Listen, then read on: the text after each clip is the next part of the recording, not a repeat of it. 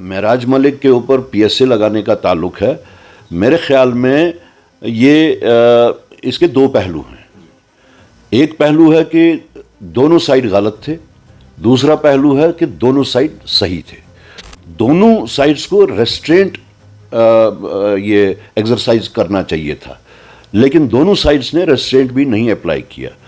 باوجود اس کے کہ اگر MLA صاحب کی ووکیبلری، لینگویج، ایٹیچیوڈ غلط بھی تھا، اس کے باوجود ایک چنندہ ریپرزنٹیٹیو کے اوپر پبلک سیفٹی ایکٹ لگانا جو ہے، یہ براہ راست جمہوریت اور جمہوری قدروں اور جمہوری انسٹیٹیوشنز کے اوپر ایک سیدھا حملہ ہے۔ It is democracy versus bureaucracy. تو جب تک یہ چیز اسٹیٹ ہوڈ جب تک ریسٹور نہیں ہوتی ہے تو یہی چیزیں آپ کو دیکھنے کو ملیں گی۔ 2014 کے بعد میں جتنے بھی الیکشن چاہے اسٹیٹ لیول کے ہوئے چاہے ملکی سطح کے ہوئے، وہ سب کے سب ریگڈ تھے۔ اب نیشنل کانفرنس کا جہاں تک تعلق ہے، وہ انہوں نے اپنے مینیفیسٹو پہ لڑا، ان کا اپنا ایجنڈا ہے۔ البتہ سرکار میں بیٹھ کے ہو سکتا ہے ان کی کچھ مجبوریاں ہوں، کوئی کمپلشنز ایسی ہوتی ہیں کہ جہاں پہ شاید وہ اتنا کھل کے نکلنے میں ابھی گریز کر رہے ہیں۔ ہمارا جہاں تک تعلق ہے، ہم نے تو بالکل صاف الفاظ میں کہہ دیا کہ ہم اسٹیٹ ہوڈ کے بارے میں کیوں اتنا زور دے رہے ہیں۔ اس وقت دیکھیے جو موجودہ چنندہ سرکار ہے، ان کا کنٹرول UT کے تحت ان کا کنٹرول نہ IAS آفیسر پہ ہے نہ IPS آفیسر پہ ہے۔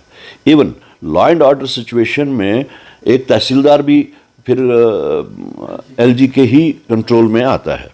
تو ایسی سچویشن میں شاید ان لوگوں کا جو ایلیجنس ہے یا جو رپورٹنگ ہے، وہ سرکار کے بجائے، چنندہ سرکار کے بجائے LG کی طرف رہتا ہے۔ ہمارا جو زور ہے اسی لیے اسٹیٹ ہوڈ کے واسطے ہے کہ ونس اسٹیٹ ہوڈ ریسٹور ہو جائے گی تو جتنے بھی IAS، IFS، IRS، IF جتنے بھی ہیں، IPA، اپنا فارسٹ سروسز وغیرہ، یہ سب کے سب جو ہیں وہ اسٹیٹ گورنمنٹ کے تحت آئیں گی۔ اور ایک دفعہ وہ اسٹیٹ گورنمنٹ کے کنٹرول میں آ گئے، ان کا ٹرانسفر ہو گیا، ان کی اکاؤنٹیبلٹی ہو گئی، وہ سب کی سب اسٹیٹ گورنمنٹ کے زیر نگرانی، زیر کنٹرول رہیں گی۔ تب تک یہ سچویشن بنی رہے گی۔ اب ہمیں جو اطلاع ہے کہ جو بزنس رولز ہیں وہ شاید فائنلائز ہو گئے ہیں، دلی میں فائنلائز ہوئے ہیں، وہ جس وقت امپلیمنٹ ہوں گے تو ایک کلیئرٹی، ایون UT ہونے کے باوجود بھی ایک کلیئرٹی آ جائے گی۔ لیکن تب تک یہ ماحول اسی طرح چلتا رہے گا جب تک اسٹیٹ ہوڈ ریسٹور نہیں ہوتا۔ تو اسی لیے ہم اسٹیٹ ہوڈ کی موومنٹ ہو یا اسٹیٹ ہوڈ کی ڈیمانڈ جو ہو، اس پہ زیادہ زور دے رہے ہیں۔ چپ تو نہیں ہے، ہم ان دنوں میں جموں میں تھے اور جموں میں ہم نے اس کے اوپر کھل کے بات کی۔ سب سے پہلے پارٹی کا سٹیٹمنٹ آیا، اس کے بعد میں جب ہم سے پوچھا گیا، ہم نے اس کے بارے میں اپنا کیا سوچ ہے وہ بتایا۔ آپ سے بھی ہم وہ بتا رہے ہیں کہ جہاں تک معراج ملک کے اوپر PSA لگانے کا تعلق ہے، میرے خیال میں یہ اس کے دو پہلو ہیں۔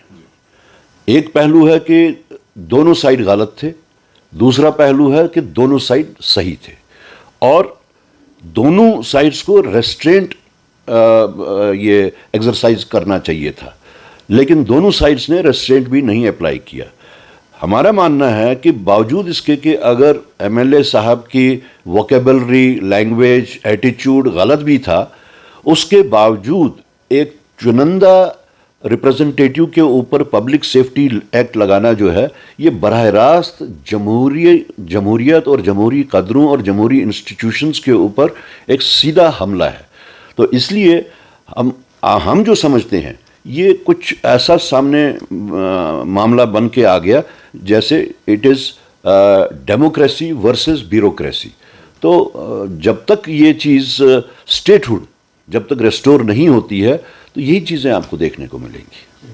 دیکھیے، سب سے پہلے تو یہ سمجھنے کی بات ہے کہ جو رائٹس لوگوں کو کانسٹیٹیوشن نے دیے ہوتے ہیں، ان رائٹس کو پوری طرح سے ان رائٹس کا استعمال ہو رہا ہے یا نہیں ہو رہا ہے۔ ابھی جو راہل گاندھی جی نے جو وہ موومنٹ چلائی ہے، اس میں سب سے پہلے یہ آیا کہ جو پرانے الیکشنز تھے، ود پروفس انہوں نے لوگوں کے سامنے رکھے کہ کس طریقے سے ووٹ چوری ہوتی تھی۔ اس کا مطلب یہ ہے کہ جو ڈیموکریسی کا جو صحیح اسپرٹ ہے وہ صحیح اسپرٹ ڈیلیور نہیں ہو رہا تھا. وہ اس کے تحت جو ایک باشندے کو جو آزادی ہے, جو اختیار ہیں, جو حقوق ہے, وہ اس کو نہیں مل رہے تھے. رہا سوال امپیکٹ کا, تو بہار سے جو یہ موومنٹ سٹارٹ ہوئی ہے, یہ تقریباً اب سارے ملک میں اس کی پذیرائی ہو رہی ہے, اور لوگ اس چیز کو سمجھنے لگے ہیں کہ 2014 کے بعد میں جتنے بھی الیکشن, چاہے اسٹیٹ لیول کے ہوئے, چاہے ملک کی سطح کے ہوئے, وہ سب کے سب ریگڈ تھے. اور جموں کشمیر میں بھی ہم نے اس کو آگے چلانا ہے, لیکن اس کو ہم نے تھوڑا سا ڈیفر کیا ہے, بیکاز یہاں پہ جو پہلے سیلابی سچویشن پیدا ہو گئی, اس کے بعد میں سڑک بند ہونے کی وجہ سے جو ہمارے ہارٹیکلچر کو جو نقصان ہوا, یا ایگریکلچر کو نقصان ہوا, یا سڑک جو آواجاہی تھی جموں کے ساتھ وہ بند ہو گئی, تو لوگ اس وقت بہت مشکلات میں یہاں پہ چونکہ مبتلا ہیں. تو ہم نے اس موومنٹ کو فی الحال کے طور پہ ڈیفر کیا ہے. البتہ یہ پورے ملک کی سطح پہ اس کا ایک ریسپانس جو ہے وہ بہت ہی پازیٹیو مل رہا ہے. یہاں پہ دیکھیے, جب بھی الیکشن ہوئے ہیں تو کچھ ان ایکسپیکٹڈ ریزلٹس تو سامنے آئے ہیں. اب ان چیزوں کا ہم جس وقت سوچ وچار کرتے تھے تو وہ سمجھ نہیں آتا تھا کیا ہو رہا ہے. راہل جی نے جو ود پروفس دکھا دیا کہ الیکشن بی جے پی کے تحت یا الیکشن کمیشن آف انڈیا کے ساتھ مل کے جس طریقہ کار کا استعمال انہوں نے باقی ملک میں کیا ہے, یا خاص طور سے بہار میں جو ہو رہا تھا نئے الیکشن آنے کے سے پہلے ہی, اس میں مہاراشٹرا میں جو ہوا, یا جو ہریانہ میں ہوا, تو اس حساب سے تو یہاں کے لوگوں کو بھی خدشات ہیں کہ شاید پچھلے الیکشنوں میں یہاں پہ بھی اس قسم کا کچھ ہوا ہوگا. دیکھیے, ہم نے جو نیشنل کانفرنس کو باہر سے سپورٹ کیا, وہ پیش خیمہ تھا جو ہمارا نیشنل لیول پہ 26 پارٹیز کا ایک گرینڈ الائنس تھا. اس کا مقصد یہ تھا کہ بی جے پی کے خلاف جو ووٹ فریگمنٹ ہوتا تھا, جو بٹ جاتا تھا, اس کو روکنے کا. اور اس میں وہ یونائٹڈ فرنٹ جو ہے, انڈیا بلاک جس کو کہتے ہیں, وہ کامیاب بھی ہوا, اور اس کے نتیجے سامنے آئے پچھلے پارلیمنٹ الیکشن میں.